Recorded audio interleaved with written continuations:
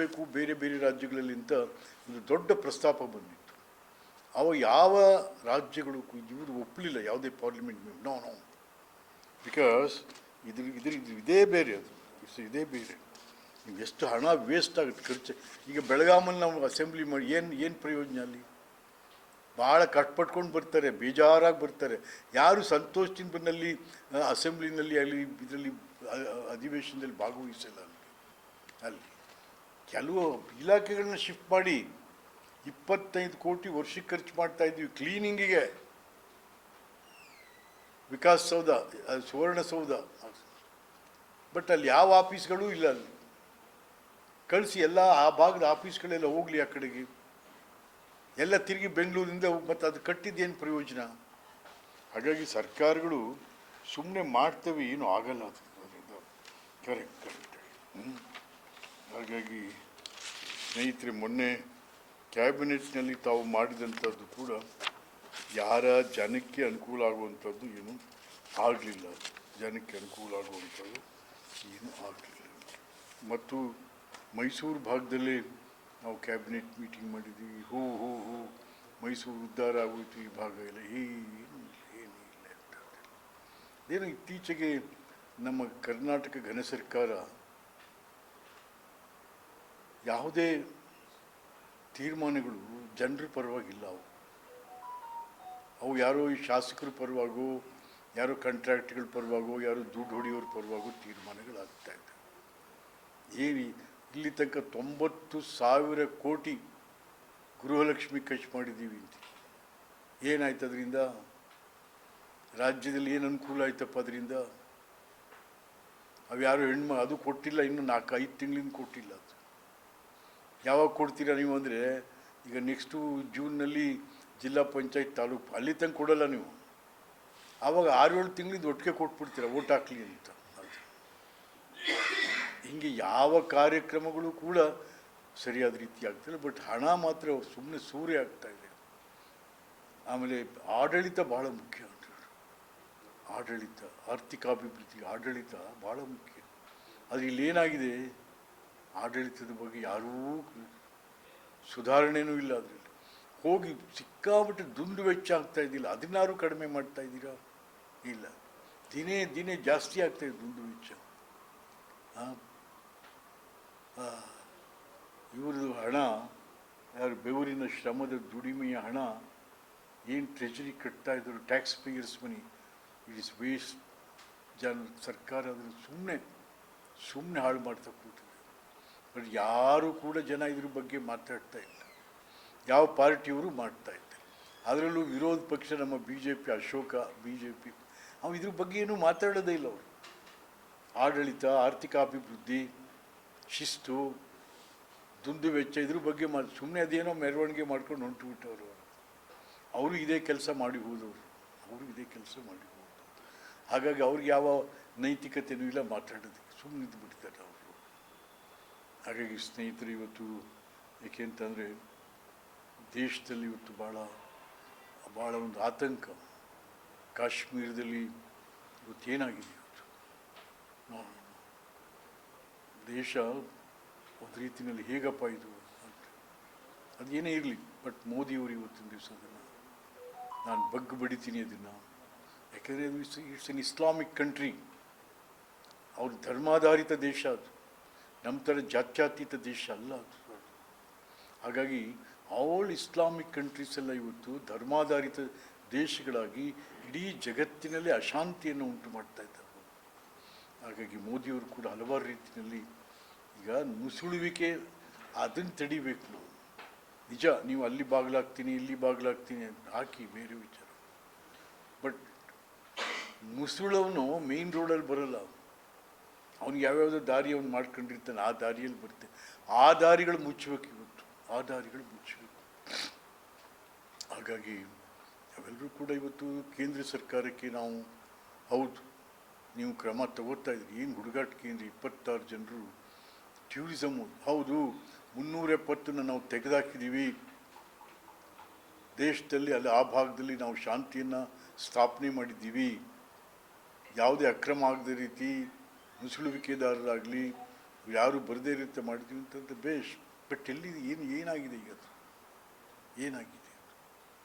ಹಾಗಾಗಿ ಯಾಕೆಂತ ನಾವು ಯಾರು ಈ ಸಂದರ್ಭದಲ್ಲಿ ಕೇಂದ್ರ ಸರ್ಕಾರವ ತಗೊಳ್ತಕ್ಕಂಥ ಕ್ರಮಗಳಿಗೆ ನಾವೆಲ್ಲರೂ ಕೂಡ ಬೇಷರತ್ತಾಗಿ ನಾವು ಸಪೋರ್ಟ್ ಮಾಡಬೇಕು. Because the time is that. ಇವತ್ತು ಆ ರೀತಿಯಾದಂಥ ಒಂದು ಪರಿಸ್ಥಿತಿಯನ್ನು ನಾವು ನೋಡ್ತಾ ಇದ್ದೀವಿ.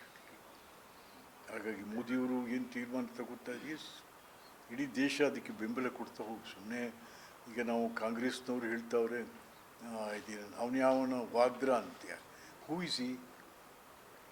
ಏನಪ್ಪ ನೀನು ಮೇನಕನ ಯಾರವರು ಅವ್ರ ಗಂಡ ಅನ್ನೋದೇ ದೊಡ್ಡ ವಿಚಾರನ?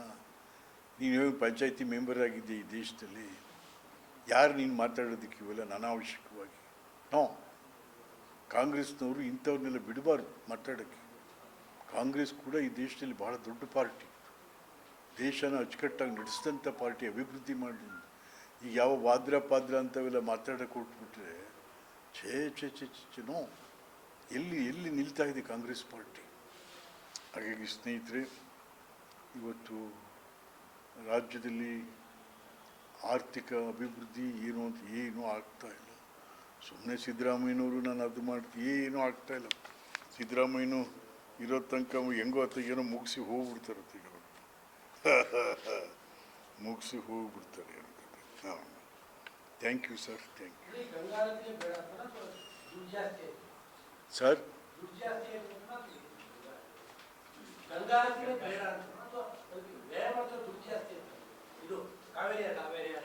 ಕಾವೇರಿ ಸರ್, ನೀವೇನು ಮಾಡ್ತೀರೋ ಮಾಡಿ ಸರ್. ಅದನ್ನು ಹಿಂದೆ ಟೂರಿಸಮ್ ಅಥಾರಿಟಿಯಲ್ಲಿತ್ತು ಅದು KRS, under the administration of the tourism department. ನೀವು ಅದನ್ನು ಇರಿಗೇಷನ್ಗೆ ತೊಗೊಂಬಿಟ್ರು. ಇಲ್ಲಿ ಕಾವೇರಿ ಇದೆ, ಅದು ಇದೆ, ಇದು ನಿಜ. ಬಟ್ ಅಲ್ಲಿ ಕೊಟ್ಟ ಮೇಲೆ ಏನಾಯ್ತು ಅದರ ಪರಿಸ್ಥಿತಿ ಇವತ್ತಿನ ದಿವಸ?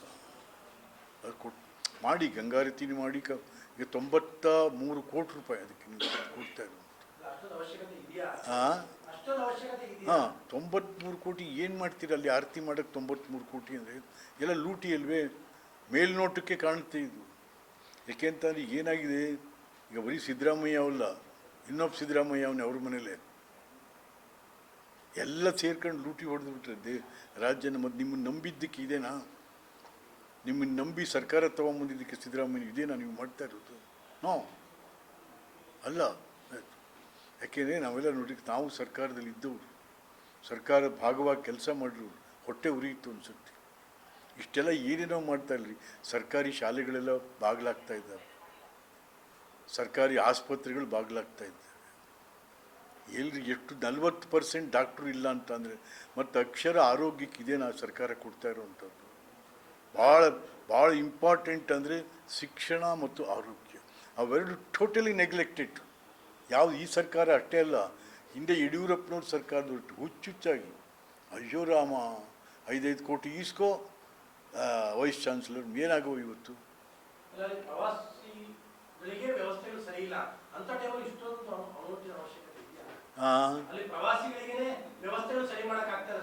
ಇಲ್ಲ ಏನಪ್ಪ ಅವ್ರಿಗೆ ಅದು ಯಾರು ಈಗ ನಿಮ್ಗೆ ಒಂದು ಯಾವುದಾದ್ರು ಒಂದು ಸ್ಕೀಮ್ ಮಾಡಬೇಕಾದ್ರೆ ಕನ್ಸಲ್ಟ್ ಮಾಡ್ತಾರೆ. ಜನಾಭಿಪ್ರಾಯನೂ ಕೂಡ ಜನಾಭಿಪ್ರಾಯ ಇಲ್ಲ.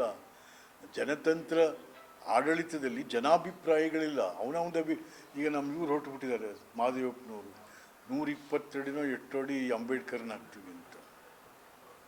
ದೇಶ ಪಾಪ ದೇವರಾಜರು ಪುಣ್ಯಾತ್ಮ, ಅದು ನಾವು ಗಲಾಟೆ ಮಾಡಿ ಯಡಿಯೂರಪ್ಪನವ್ರ ಸರ್ಕಾರದಲ್ಲಿ ಈಚೆ ತೊಗೊಂಬಂದದನ್ನ ಅದು ಓಪನ್ ಮಾಡ್ರಿ ಬಂದು ಅಂತಂದರೆ ಅದನ್ನು ಕೇಳಿಸ್ಕೊಳ್ಳೋಕ್ಕೂ ತಯಾರಿಲ್ಲ. ಅದನ್ನು ಮಹದೇವಪ್ಪನವರು ದೇವರಾಜರ್ಸ್ ಬಗ್ಗೆ ಕೇಳಿಸ್ಕೊಳ್ಳೋಕ್ಕೂ ತಯಾರಿಲ್ಲ ಅವರು. ಇವು ಪಾಪ ರೆಡಿಯಾಗಿದೆ ಅಲ್ಲಿ. ಯಾರು ಶಿಲ್ಪಿ ಇವ್ರ ಮನೇಲಿ ದೇವರಾಜರಸ್ತು ಸ್ಟ್ಯಾಚ್ಯೂ ರೆಡಿಯಾಗಿದೆ. ಅದನ್ನು ಇದು ಮಾಡಿಬಿಡ್ರಿ ನೀವು, ಆಗಸ್ಟ್ ಹೋಲಿ ಬೇಡಪ್ಪ, ಆಗಸ್ಟ್ 20ಕ್ಕೆ ಅವತ್ತಾರು ಮಾಡಿ. ಅವ್ರ ಜನ್ಮದಿನ ಅವತ್ತು ಆಗಸ್ಟ್ 20. ಕೇಳಿಸ್ಕೊಳ್ಳೋಕ್ಕೆ ತಯಾರಿಲ್ಲ ನಮ್ಮ ಜಿಲ್ಲಾ ಮಂತ್ರಿಗಳು ಅಂತ. ಹಾಗಾದರೆ ನಾವು ಮತ್ತು ಈ ಅಂಬೇಡ್ಕರ್ ಈ ಯಾವುದಕ್ಕೆ ಈ ಸ್ಟ್ಯಾಚ್ಯೂ ಪಾಚ್ಯೂಗೆಲ್ಲ ವಿರೋಧ ಇದ್ದು ಹೇಗೆ ಬಸವೇಶ್ವರರು ವಿರೋಧ ಇದ್ದರು, ಅದೇ ಥರ ಅವರು ಕೂಡ ಇವ್ರು ಹೋಗಿ ಅದನ್ನು 120 ಅಡಿ ಮಾಡ್ತೀನಿ ಅಂಬೇಡ್ಕರ್ನ ಅಂತ ರಾಮ.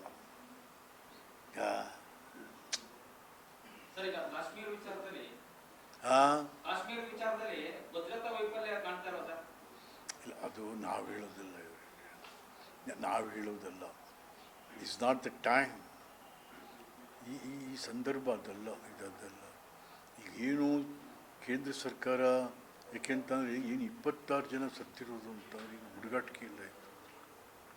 ಇವತ್ತು ಇಡೀ ದೇಶ ನಾವು ಕೇಂದ್ರ ಸರ್ಕಾರದ ಜೊತೆಗೆ ನಿಂತ್ಕೋಬೇಕಾಗುತ್ತೆ. ಯಾಕೆಂದರೆ ಮಾರಲ್ ಸಪೋರ್ಟ್ ನಾವು ಕೊಡಲಿಲ್ಲ ಅಂತಂದರೆ ನಾಳೆ ಬೇರೆ ಬೇರೆ ದೇವರು ಹುಡುಕಿ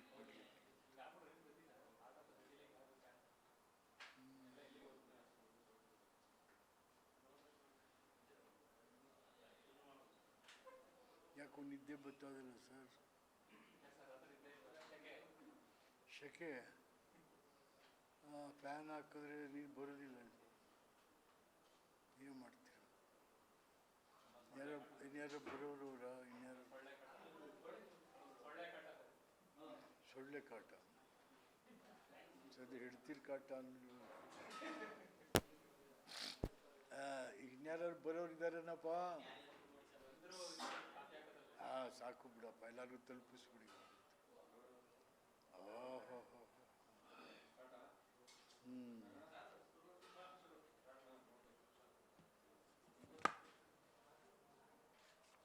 ಶುರು ಮಾಡೋಣ ಸರ್. ಶಿವ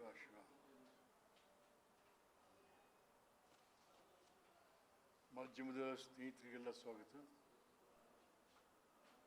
ಸ್ನೇಹಿತರೆ, ನಮ್ಮ ಸರ್ಕಾರ ನಿನ್ನೆ ದಿವಸ ಮಹದೇಶ್ವರ ಬೆಟ್ಟದಲ್ಲಿ ಕ್ಯಾಬಿನೆಟ್ ಮೀಟಿಂಗ್ ಮಾಡಿದ್ದಾರೆ. ಕ್ಯಾಬಿನೆಟ್ ಮೀಟಿಂಗ್ ಹಿಂದೆನೂ ಕೂಡ ಆಗಿರ್ತದೆ. ಸಿದ್ದರಾಮಯ್ಯನವರು ಮಾಡಿದರು, ಯಡಿಯೂರಪ್ಪನವರು ಮಾಡಿದರು.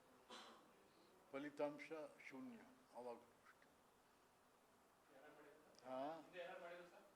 ಯಡಿಯೂರಪ್ಪನವರು ಮಾಡಿದರು, ಸಿದ್ದರಾಮಯ್ಯನವರು ಮಾಡಿದರು. ಬಟ್ ಫಲಿತಾಂಶ ಆಗು ಶೂನ್ಯನೇ. ಈಗ ನಾವು ಬೇರೆ ಬೇರೆ ಕಡೆ ಕ್ಯಾಬಿನೆಟ್ ಮಾಡ್ತೀವಿ, ಎಲ್ಲಿದೆ? ಕ್ಯಾಬಿನೆಟ್ ಇಲಾಖೆಗಳ ಮೀಟಿಂಗ್ ಮಾಡಿಬೇಕಾದ್ರೆ ನಾನೇ ಮಾಡಿಸಿದ್ದೆ ಹಿಂದೆ. SM ಕೃಷ್ಣ ಅವ್ರನ್ನ, ಮೊಯ್ಲಿ ಅವ್ರನ್ನೆಲ್ಲ ಕರ್ಕೊಂಡು ಹೋಗಿ ಟ್ರೈಬಲ್ ಏರಿಯಾದಲ್ಲಿ ಟ್ರೈಬಲ್ಸ್ ಜನಗಳ ಮಧ್ಯೆ ಕ್ಯಾಬಿನೆಟ್ ಮೀಟಿಂಗ್ ಮಾಡಿದ್ರು. ಇದು ನೀವು ಟೆಂಟ್ ಹಾಕ್ಕೊಂಡು ಅದಕ್ಕೆಲ್ಲ AC ಬಿಟ್ಕೊಂಡು ಲಕ್ಷಾಂತರ ರೂಪಾಯಿ, ಕೋಟ್ಯಾಂತರ ರೂಪಾಯಿ ಹಣ ಖರ್ಚೋದಕ್ಕೆ ಹಲವಾರು, ಎಷ್ಟೊಂದು ಸಾವಿರಾರು, ನೂರಾರು ಜನ ಅಧಿಕಾರಿಗಳು, ಸಿಬ್ಬಂದಿ ವರ್ಗಗಳಲ್ಲಿ ಬಂದು ಏನಾಗುತ್ತೆ? It's just waste of money. ಅದ್ರ ಬದಲು ಯಾವುದಾದ್ರು ಪ್ರಾಜೆಕ್ಟಿಗೆ ಕೊಡ್ಬೋದು ನೀವು. ಹಾಗಾಗಿ ನಿನ್ನೆ ನೀವು ತಗೊಂಡಿರೋ ತೀರ್ಮಾನಗಳೇನು? ಮೊದಲನೇದಾಗಿ ಕಾವೇರಿ ಆರತಿ ಮಾಡ್ತೀವಿ ಅಂತ. ಕಾವೇರಿ ಆರತಿ ಮಾಡ್ತೀವಿ. ಕಾವೇರಿ ಆರತಿ, ಗಂಗಾರತಿ ಇದರಲ್ಲಿ ಮಾಡ್ತೀವಿ ನಾವು. ಅದಕ್ಕೆ ಎಷ್ಟು 96 ಕೋಟಿ ನಾವು ಕೊಡ್ತಾ ಇದ್ದೀವಿ ಅಂತಂತೀವಿ. 96 ಕೋಟಿ.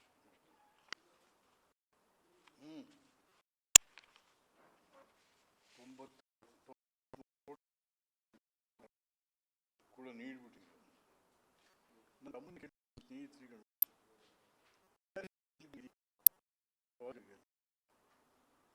ಈ ಇರಿಗೇಷನ್ ಡಿಪಾರ್ಟ್ಮೆಂಟ್ಗೆ ಅದನ್ನು ಕೊಟ್ಬಿಟ್ಟು ಲೂಟಿ ಒಂಥರ ಅಧಿಕಾರಿಗಳು. ಪ್ರವಾಸಿಗರಿಗೆ ಏನು ಅನುಕೂಲ ಇಲ್ಲ ಅಲ್ಲಿ, ಅಧಿಕಾರಿಗಳ ಅನುಕೂಲ ಅಲ್ಲಿ.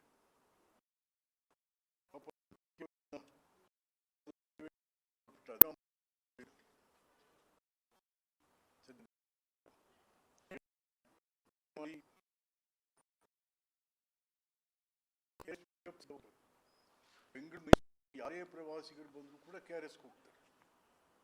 ಆದರೆ ಇವತ್ತು ಅದರ ಪರಿಸ್ಥಿತಿ KRSದು ಅದು KRS ಆಗಿ ಉಳಿದಿಲ್ಲ, ಟೂರಿಸಂ ಸೆಂಟರ್ ಆಗಿ ಉಳಿದಿಲ್ಲ.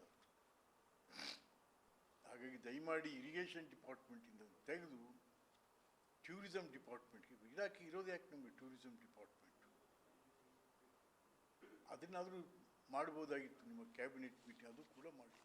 ಗಂಗಾರತಿ ಹೇಳಿದ್ದೀರ, ಏನು ಗಂಗಾರತಿ? ಅದೊಂದು ಲೂಟಿ. 93 ಕೋಟಿ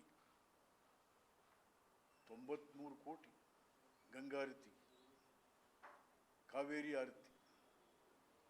ಹಾಗಾಗಿ ನೀವು KRSನ ಇವತ್ತು KRS ಹಾಗೆ ಹಿಂದೆ ಏನಿತ್ತು, ಜನ ಎಷ್ಟು ಸಂತೋಷವಾಗಿ ಹೋಗಿ ಬರ್ತಾಯಿದ್ರು, ಸಂತೋಷವಾಗಿ ಅದನ್ನು ಫೀಲ್ ಮಾಡ್ತಾಯಿದ್ರು, ಅದು ಇಲ್ಲ. ಇವತ್ತು ಅದನ್ನು ರೆಸ್ಟೋರ್ ಮಾಡಬೇಕು. ಆ ರೀತಿಯಾಗಿ ಸರ್ಕಾರ ಕ್ರಮ ತಗೊಂಡ್ರು, ಭಾಳ ಸಂತೋಷ. ಮತ್ತು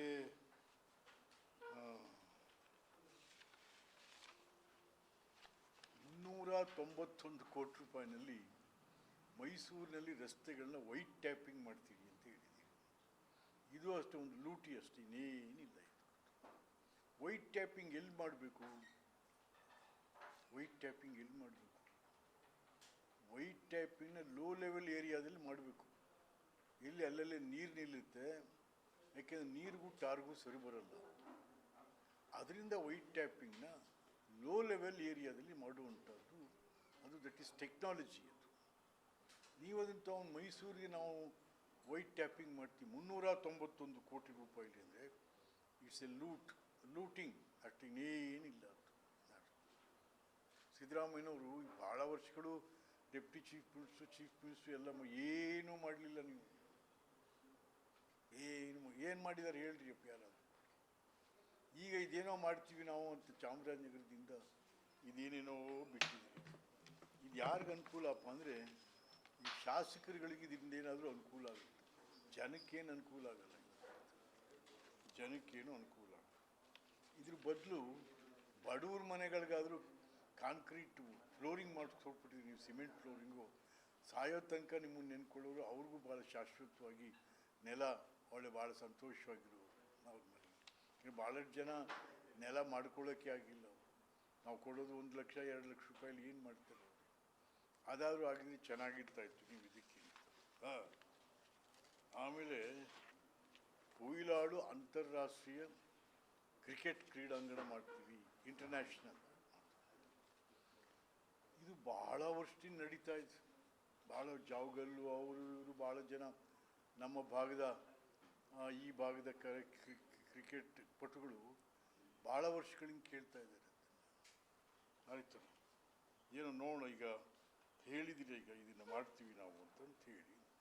ಯಾಕೆಂತಂದರೆ ಕ್ರಿಕೆಟ್ ನಿಜಕ್ಕೂ ಕೂಡ ಇವತ್ತೇನಾಗಿದೆ, ಇವತ್ತು ಇಡೀ ಜಗತ್ತಲ್ಲಿ ಕ್ರೀಡೆ ಮತ್ತು ಪ್ರವಾಸೋದ್ಯಮಕ್ಕೆ ಎಲ್ಲ ಸರ್ಕಾರಗಳು ಹೆಚ್ಚಿನ ಆದ್ಯತೆ ಕೊಡ್ತವೆ. ಕ್ರೀಡೆ ಮತ್ತು ಪ್ರವಾಸೋದ್ಯಮ ಆ ರಾಜ್ಯಗಳಿಗೆ, ಆ ದೇಶಗಳಿಗೆ ಆರ್ಥಿಕ ಬಲ ಕೊಡ್ತಾ ಇದ್ದಾವೆ. ನೋಡಿ, ಮೊನ್ನೆ ಒಂದು ಇದು ನೋಡಿದೆ, 25 ಕೋಟಿ ಜನ ನೋಡಿದ್ದಾರೆ. ಹೌದಾ? ಈ ಕ್ರಿಕೆಟ್ನ 25 ಕೋಟಿ ಜನ ನೋಡಿದ್ದಾರೆ. ಸೊ ಹಾಗಾಗಿ ಆ ದೇಶದ ಆರ್ಥಿಕಾಭಿವೃದ್ಧಿ, ಆ ರಾಜ್ಯದ ಆರ್ಥಿಕಾಭಿವೃದ್ಧಿ ಆಗುವಂಥದ್ದು. ಇದು ಭಾಳ ವರ್ಷಗಳಿಂದ ಕೇಳ್ತಾನೆ ಅವರು. ಈಗ 26 ಎಕರೆ ಕೊಡ್ತೀವಿ ನಾವು ರಾಜ್ಯ ಕ್ರಿಕೆಟ್ ಸಂಸ್ಥೆಗೆ ಅಂತ, ಭಾಳ ಸ್ವಾಗತಾರ್ಹ ಅದಂತೆ. ಬಟ್ ಬೇಗ ಕೊಡಬೇಕು. ಸುಮ್ಮನೆ ಹೇಳಿ ಎಷ್ಟು ವರ್ಷದಿಂದ ನಡೀತಾ ಇದೆ. ಅಲ್ಲೆಲ್ಲೋ ಅಲ್ಲಿ ಮಾಡ್ತೀವಿ ಅಂದರೆ ಅಲ್ಲಿಂದ ಇಲ್ಲಿಗೆ ಶಿಫ್ಟ್ ಆಯಿತು. ಇಟ್ಸ್ ಗುಡ್, ನೀವು ಕೊಟ್ಟಿರುವಂಥ ಅದನ್ನು ನಾವು ಸ್ವಾಗತ ಮಾಡ್ತಾ ಇದ್ವಿ. ಮತ್ತು ಒಡೆಯರ್ ಕೂಡ ಅವಾಗ ಅಧ್ಯಕ್ಷರು, ನಮ್ಮ MP ಅವರಾಗಿದ್ದವರು ಮಹಾರಾಜರು, ಅವರು ಭಾಳಷ್ಟು ಟ್ರೈ ಮಾಡಿದ್ರು. ಇಂಟರ್ನ್ಯಾಷನಲ್ ಕ್ರಿಕೆಟ್ ಸ್ಟೇಡಿಯಂ ಆಗಲಿಲ್ಲ, ಆಗಲೂ ಸರ್ಕಾರಗಳು ಸ್ಪಂದಿಸಲಿಲ್ಲ. ನಮ್ಮ ಸರ್ಕಾರಗಳು ಯಾತಕ್ಕೆ ಪ್ರೋಗ್ರಾಮ್ ಮಾಡಬೇಕು, ಎಲ್ಲಿ ದುಡ್ಡು ಇನ್ವೆಸ್ಟ್ ಮಾಡಬೇಕು ಅಂತಕ್ಕಂಥದ್ದು ಕಾಮನ್ ಸೆನ್ಸೇ ಹೊರಟೋಗಿದೆ ಅವ್ರಿಗೆ. ಈ ಟೂರಿಸಮ್ ಆದರೆ ಎಷ್ಟು ಜನ ಇಲ್ಲಿ ನಮ್ಮಲ್ಲಿ ಕಡಲೆಕಾಯಿನವನಿಂದ ಹಿಡಿದು ಸ್ವೀಟ್ನವನಿಂದ ಸಾರಾಯಿ ಅಂಗಡಿ ತನಕ ವ್ಯಾಪಾರ ಆಗ್ತದೆ. ಟೂರಿಸಮ್ ಚೆನ್ನಾಗಿ ನಡೆದಿದೆ. ಈ ಹಿಂದೆ ಸಿದ್ದರಾಮಯ್ಯನವರು ನೀವೇ 2013ನೇ ಇಸ್ವಿನಲ್ಲಿ ತಾವು ಫಸ್ಟ್ ಚೀಫ್ ಮಿನಿಸ್ಟರ್ ಆದಾಗ ಒಂದು ತಮ್ಮ ಬಡ್ಜೆಟಲ್ಲಿ ಹೇಳಿದ್ರಿ, ರಾಯಲ್ ರೀಜನಲ್ ಟೂರಿಸಮ್ ಅಥಾರಿಟಿ ಅಂತ. ಆಯಿತಾ? ಇಲ್ಲ, ಇಲ್ಲಿ ತನಕ ಆಗಲಿಲ್ಲ ಅದು. ಯಾಕೆ ನಮ್ಮದು ಎಷ್ಟು ಚೆನ್ನಾಗಿದೆ ಅಂತಂದರೆ ಮೈಸೂರು ಅರಮನೆ, KRS, ಅಯ್ಯೋ ಚಾಮರಾಜನಗರದ ಇದು, ಆಮೇಲಿಂದ ಮಂಡ್ಯದಲ್ಲಿ, ಹಾಸನದಲ್ಲಿ ಬೇಲೂರು ಶಿಲಾಬಾಲಿಕೆಗಳು, ಮಂಡ್ಯದ KRS, ಕೊಡಗು, ಇಲ್ಲಿ ಕೊಡಗಿನ ಬಗ್ಗೆ ಎಲ್ಲೂ ಪ್ರಸ್ತಾಪನೆ ಇಲ್ಲ. ನೆನ್ನೆ ಕ್ಯಾಬಿನೆಟಲ್ಲಿ ಕೊಡಗಿನ ಬಗ್ಗೆ ಎಲ್ಲೂ ಪ್ರಸ್ತಾಪನೆ ಇಲ್ಲ. ಒಬ್ಬ ನಾನು ಎಂ ಪಿ ಆಗಿದ್ದವನು ಆ ಭಾಗದಲ್ಲಿ. ಅಲ್ಲೊಬ್ಬ ಹೇಳ್ತಾನೆ, ಯಾವುದು ಒಬ್ಬ ಟ್ಯೂರಿಸ್ಟ್ ಬರೆದಿದ್ದಾನೆ. ಯಾಕೆಂದರೆ ನಾನು ಅಲ್ಲಿ ಟ್ಯೂರಿಸ್ಟ್ ಏನೇನು ಹೇಳಿದ್ದಾರೆ ಎಲ್ಲ ಒಂದು ದೊಡ್ಡ ಪುಸ್ತಕ ಇದೆ. ನಾನು ಎಂ ಪಿ ಇದ್ದಾಗ ಸದಾ ಅದನ್ನು ನೋಡಿ ಅಬ್ಸರ್ವ್ ಮಾಡಿದೆ. ಏನು ಬರೆದವನೆಂದರೆ